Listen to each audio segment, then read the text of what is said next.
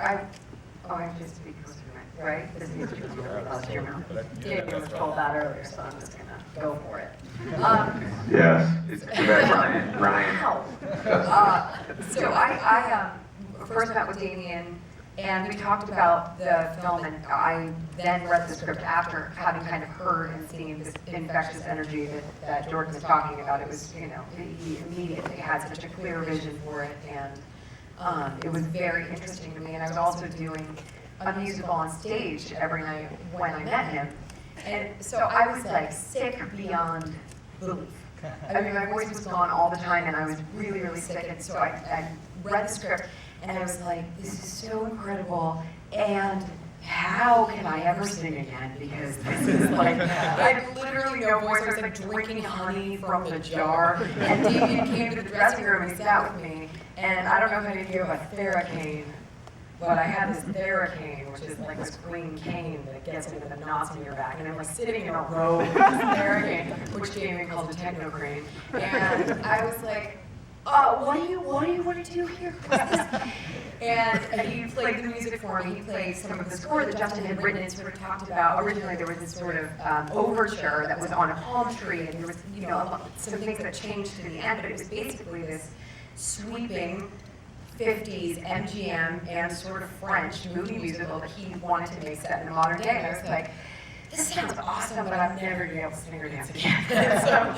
So after many conversations, we reached the conclusion that I guess I would be able to sing and dance again, and it was totally worth it. We had 3 months of, you know, incredible rehearsal for this, so it was really special. Let's talk about that rehearsal, especially because, like so many of the scenes, I mean, I think all the music numbers are done in complete takes.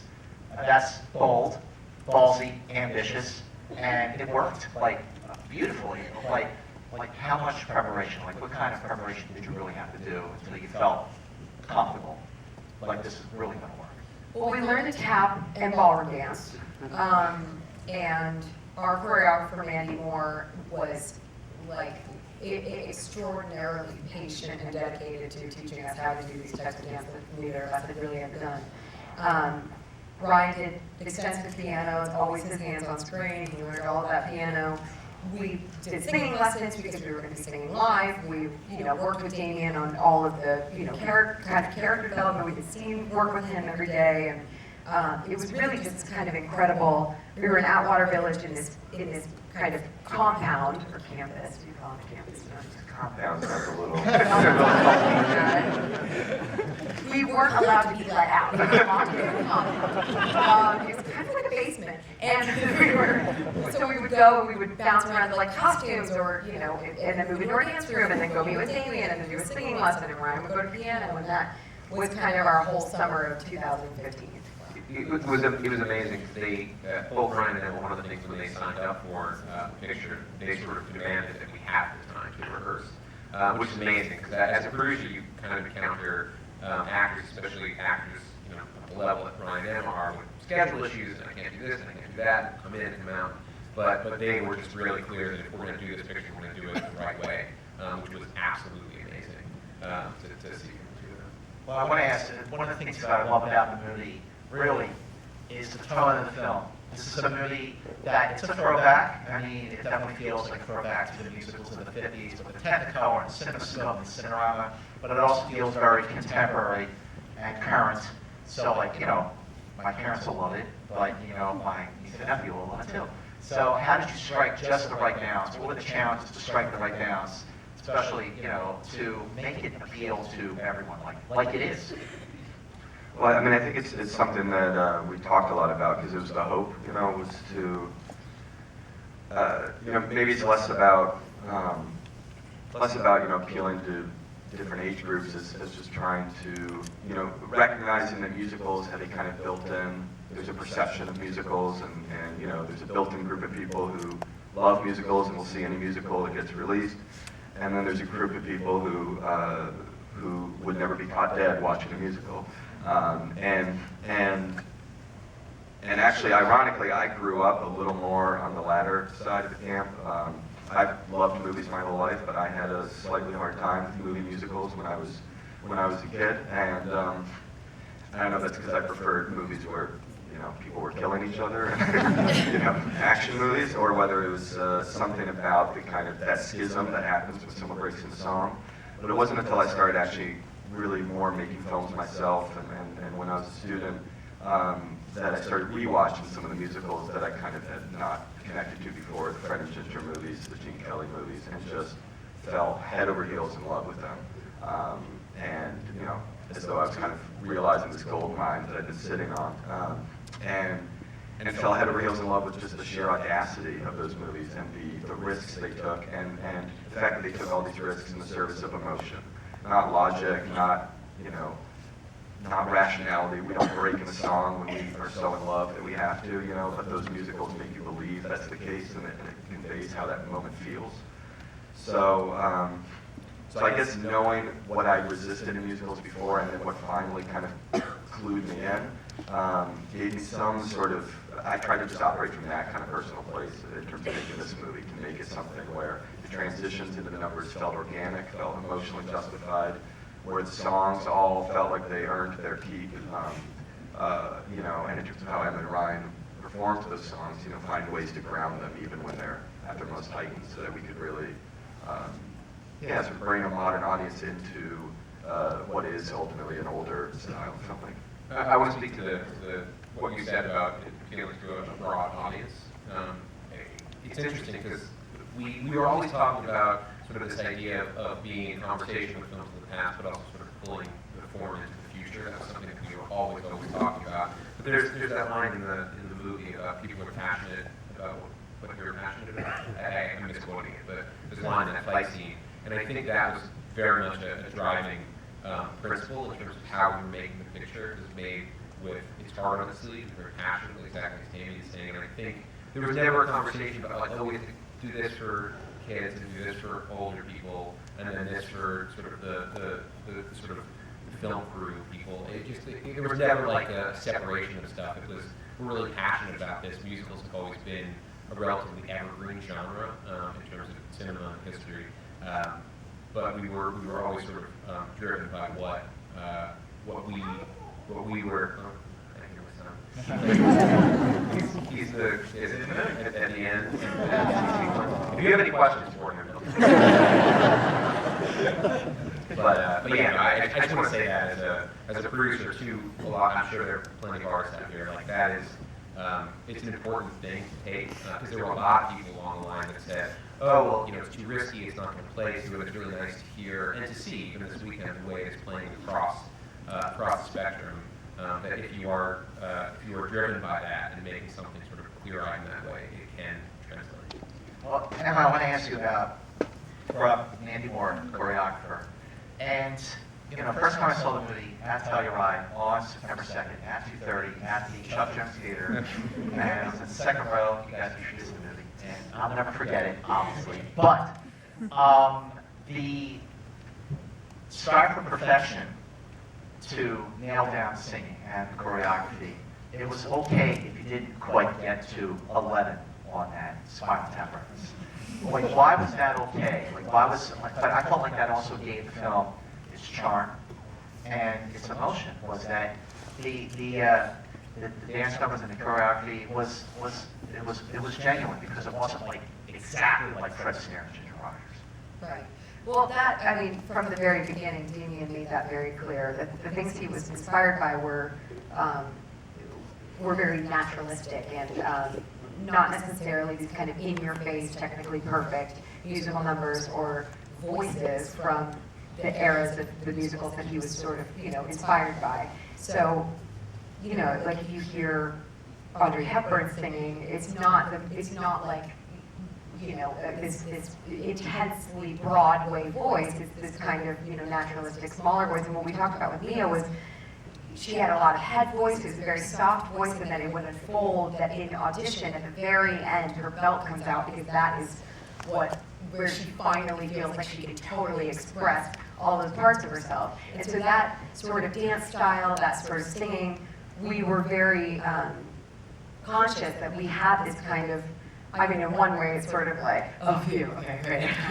So if I fall off my feet, I'm okay. But it also was something I think that was ultimately meant to serve the story of these two people who are, where it's not working out for them, who have, you know, a talent inside of them, but the kind of outside world is not necessarily reflecting that back to them until they truly find their voice, their steps, you know.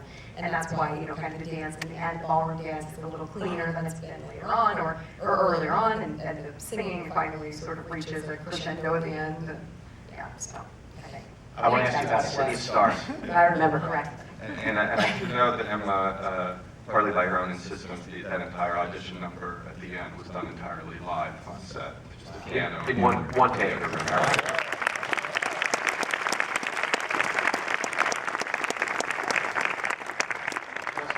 Your collaboration with Justin Hurwitz, I was specifically City of Stars, like you're singing a movie, you're going to be singing for days, trust me. How did that song come about?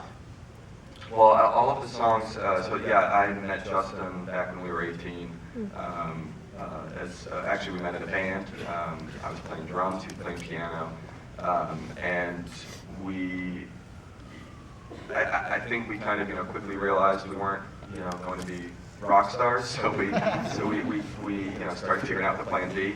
But in reality, I mean, I had been dreaming of doing movies my whole life, and I think he, at that point, was just starting to get interested in film scoring. So you know, in between band rehearsals or whatever, we would actually be talking movies, and I think that's where, in some way, that's where this movie kind of, you know, the original germ of this movie was. It was he and I talking about marrying music to cinema, what the film scores we loved the most, what distinguished them, what they did, the idea of big, giant, lush, sweeping film music that, you know, is played by real musicians, you know, the idea of assembling 90 musicians into a room, recording them with a room mic, and then blasting it onto a screen, which, again, in some ways an old-fashioned idea. I think of it as a timeless idea. So we just wanted to make movies kind of like that spoke to that. And so as soon as I pitched the movie to Jordan, Justin was writing music, you know, songs like City of Stars, he was writing the melodies for pretty early on, and then we brought these two lyricists, Patrick Hassing and Justin Paul from New York, who brilliantly, you know, were able to put the words to all the songs and actually, you know, make them live. Okay, so Emma, you're working with Ryan Gosling for the third time after Crazy Stupid Love and Gangster Squad. I mean, how did just sort of having that comfort zone with each other to sort of like elevate your performances, like working with a buddy?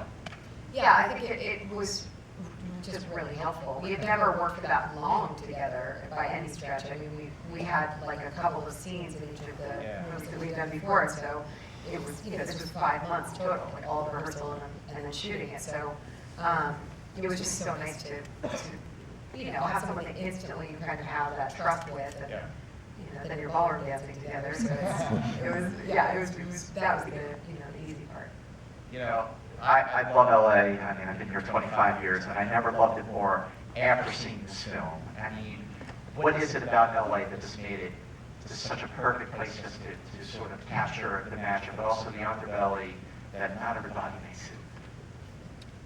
Yeah, I mean, I think that was sort of to me, that's the poetry of LA, is the idea that people, you know, either growing up here or from all over the world coming here, chasing dreams.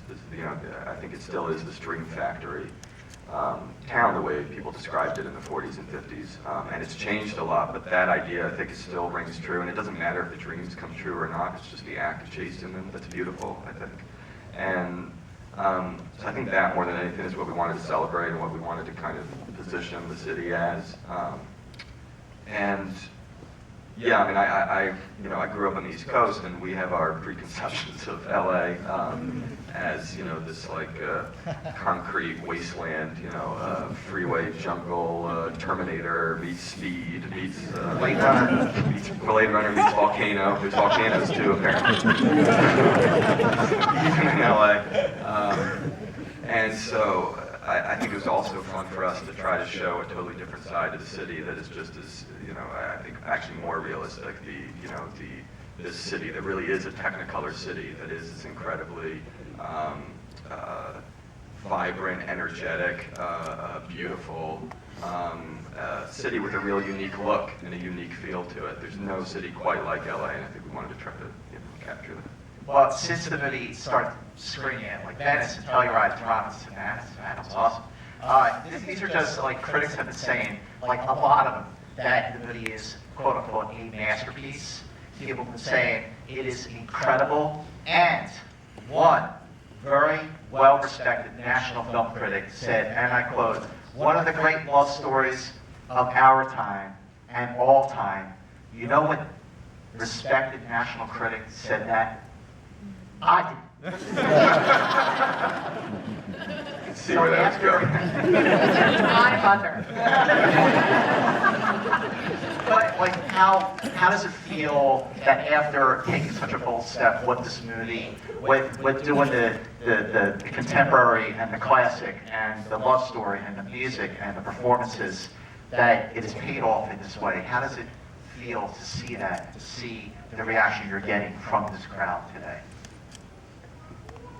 I mean, the whole reason I wanted to be an actor was to be part of things that touch people in some way. So this, like, you literally could not ask for a better deal. I am beside myself. I